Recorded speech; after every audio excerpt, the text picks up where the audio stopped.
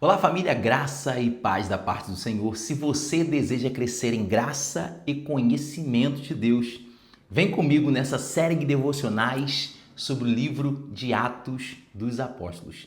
Então, corre, pega sua Bíblia, papel e caneta e nós vamos juntos buscar a Deus através da palavra dele. Hoje nós vamos ler a partir do versículo 2, capítulo 1, versículo 2. Tá? Você pode acompanhar aqui no card aqui em cima, tá? O episódio anterior. Olha só, versículo 12. Então eles voltaram para Jerusalém, vindo do monte chamado das Oliveiras, que fica perto da cidade, cerca de 1 quilômetro. O que eles estão voltando aqui? Ó? Você precisa ver o episódio anterior para você entender, tá? Mas eu vou recapitular aqui, ó. Que eles estão fazendo? Estão voltando de onde? Né? Do Monte das Oliveiras. O que aconteceu nesse Monte das Oliveiras? Eles encontraram Jesus. E Jesus falou assim, ó, esperem pela promessa de meu Pai. Para quê? Vocês receberão poder e serão minhas testemunhas em Jerusalém, Judeia, Samaria, até os confins da terra. Tá? Aí Jesus vai subir aos céus. E aí vai dar continuidade agora. Então, o chamamento aqui é para serem testemunhas. Mas Jesus dá uma ordem, esperem. Então a primeira coisa que eu quero liberar aqui para você é o quê? É a obediência ao comando de Jesus. Obediência. É uma das coisas que está faltando a nós. Porque eu entendo que todo vocacionado, ele tem essa chama, esse ímpeto de realizar coisas, de fazer coisas. Né? Tem um desejo de começar a fazer, eu quero fazer logo. Mas existe uma ordem, e essa ordem precisa ser obedecida.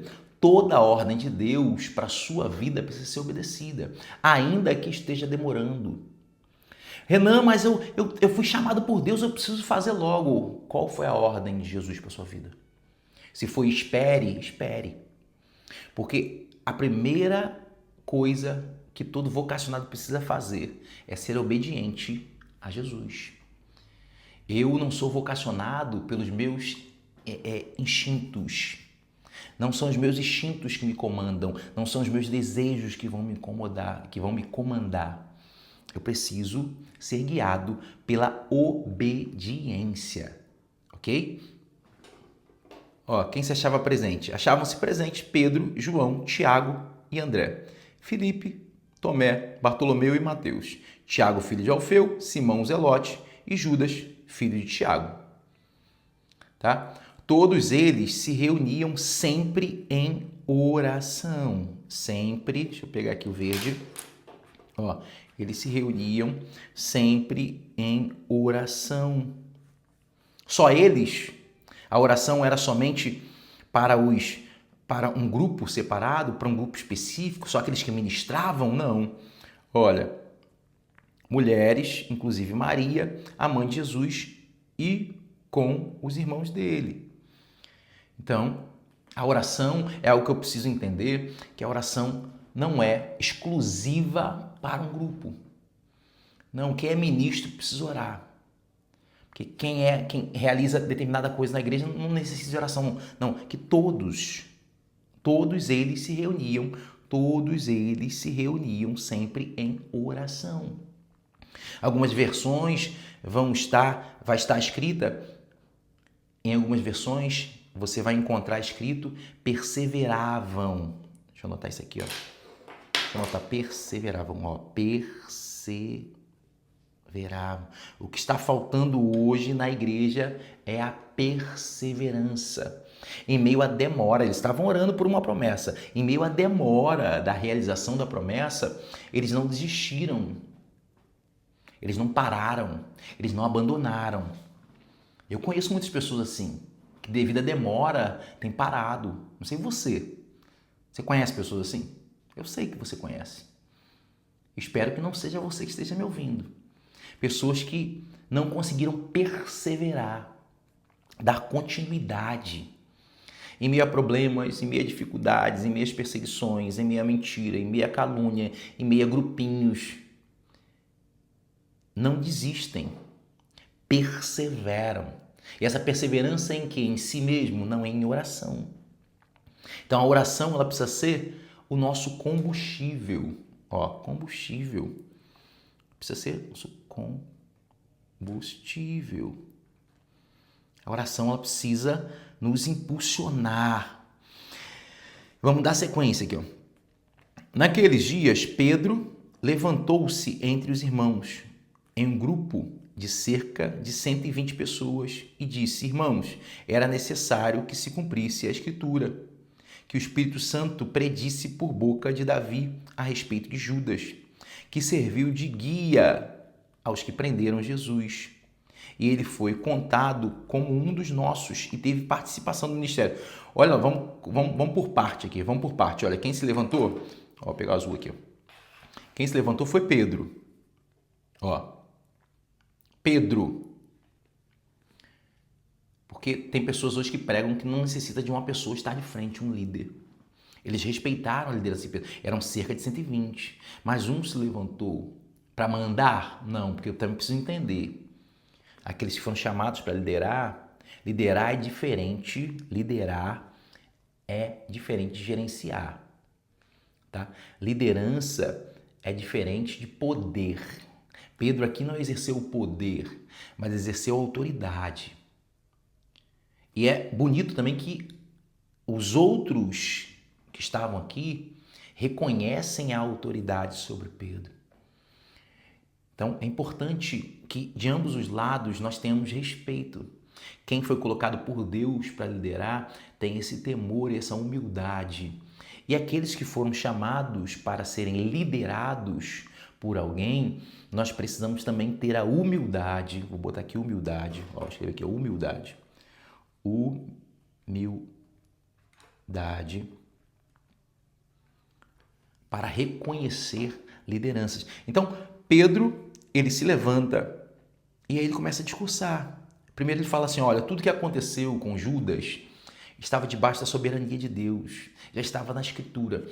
Nós precisamos entender, vou marcar aqui com laranja, ó, se cumprisse a Escritura, que o Espírito Santo predisse pela boca de Davi.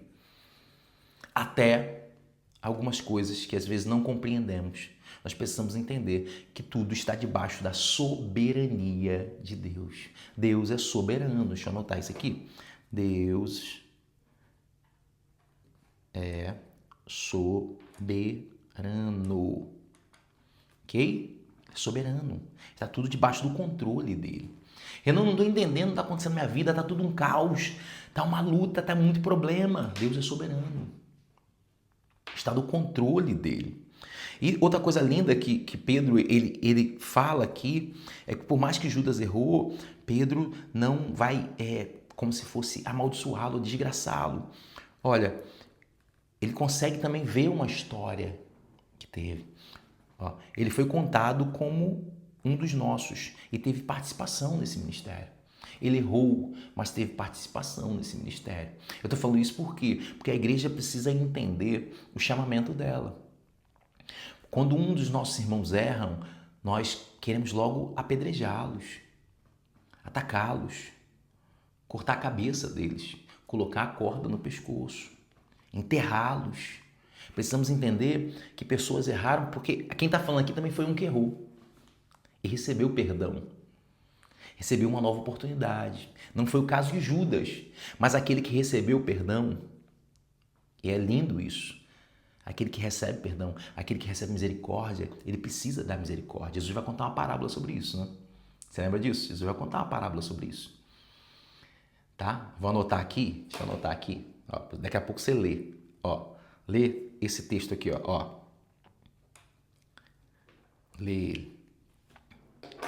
Quem recebe misericórdia precisa dar essa misericórdia. E Pedro fala, olha, ele teve participação conosco.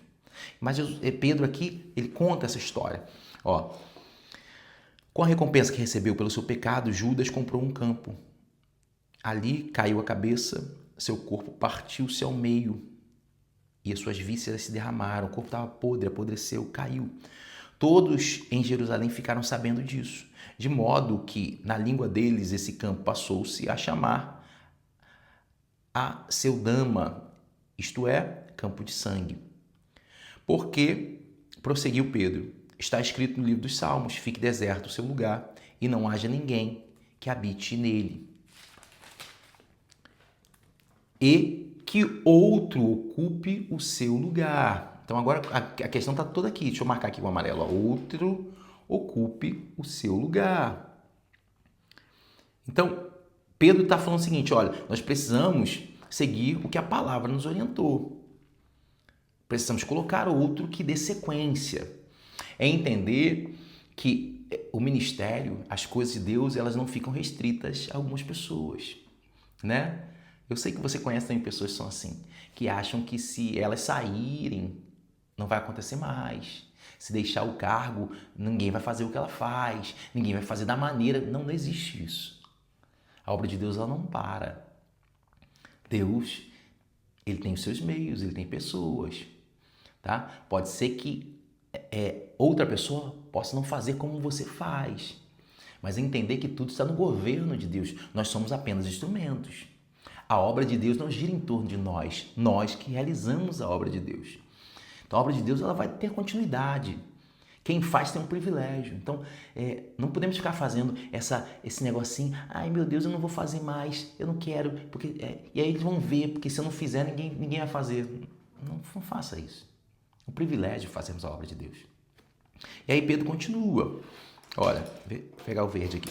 Portanto, é necessário que escolhamos um dos homens que estiveram conosco durante todo o tempo em que o Senhor Jesus viveu entre nós. Então, entenda, deixa eu anotar isso aqui. Toda escolha,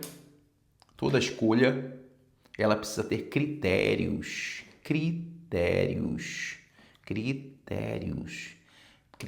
claros e definidos. Olha, é necessário que escolhamos homens que estiveram conosco durante todo o tempo e que o Senhor Jesus viveu entre nós. Eu preciso ter critérios. E aí, isso é para todos os tipos de escolhas da sua vida. Tá? Gente, é importante realizarmos escolhas. E que essas escolhas nós precisamos entender que vão definir o nosso futuro. Então, essa escolha, primeiro, ela precisa ser baseada através de oração. Nós vimos que eles estavam orando constantemente. Tá? Ela precisa de oração e precisa de critérios claros e bem definidos. É preciso que um deles seja conosco, testemunha da ressurreição. Relembrar, qual o chamamento aqui? Ser testemunhas da ressurreição. Esse é o ministério. Esse é o nosso ministério. O meu ministério é cantar, não. O nosso ministério é ser testemunha da ressurreição de Jesus. Esse é o chamamento para todos os discípulos. Nós precisamos ser testemunhas da ressurreição. Então indicaram 2 nomes. José, chamado Barsabás, também conhecido como Justo. O critério deles era alto. Olha, separaram 2 homens. Um era conhecido como Justo e Matias. Gente, é algo que nós precisamos colocar em prática na nossa vida. As nossas escolhas precisam ser pautadas por critérios espirituais. Nas suas decisões que você tem tomado, quais os critérios espirituais você tem colocado sobre a mesa? Gente, em todas as áreas da nossa vida. Entenda que as suas escolhas vão reverberar no presente e no futuro. E algumas dessas escolhas você não terá oportunidade de refazê-las. Algumas decisões que você vai tomar, elas seguirão um curso que não poderão voltar. É como a água que desce de um rio. Ela não retorna para a sua nascente. Então, daí a importância de termos critérios espirituais definidos, claros, e principalmente chamarmos Deus para nos ajudar a fazer todas estas escolhas. Então, deixa eu anotar aqui, critérios espirituais.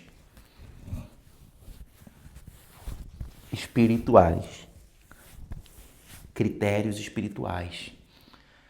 Nós precisamos colocar isso em prática. Assim foi a decisão que os apóstolos tomaram.